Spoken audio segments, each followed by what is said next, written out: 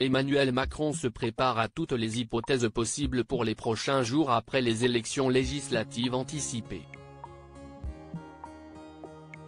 Après avoir décidé de dissoudre l'Assemblée nationale suite à la victoire écrasante du Rassemblement national, RN, le 9 juin dernier, le président de la République a surpris tout le monde.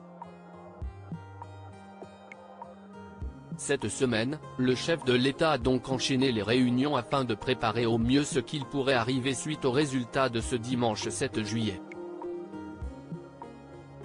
Selon les informations de la Tribune du dimanche, Emmanuel Macron a eu la visite de Nicolas Sarkozy au palais de l'Élysée le jeudi 4 juillet dernier.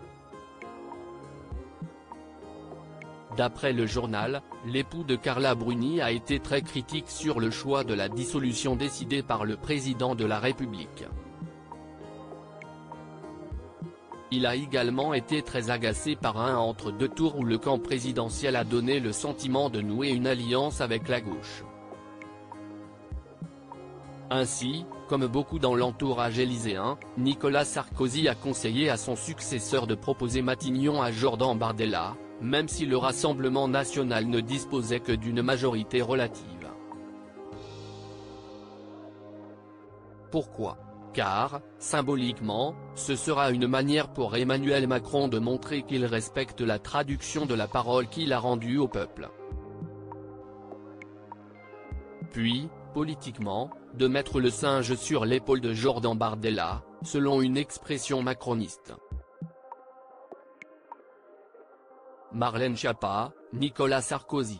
Ces politiques qui ont renoué avec leur ex.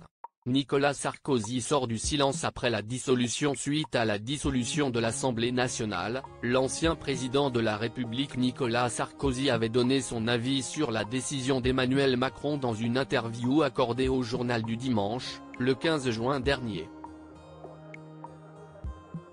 Cette dissolution constitue un risque majeur pour le pays comme pour le président, expliquait-il.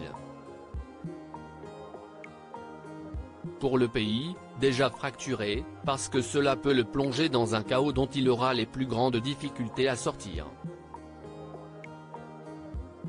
Et pour le président, à qui il restait 3 ans de mandat, et dont j'aurais préféré qu'il les utilisât pour accomplir ce que les Français souhaitent. Crédit photo, Elliott Blondet-Poul.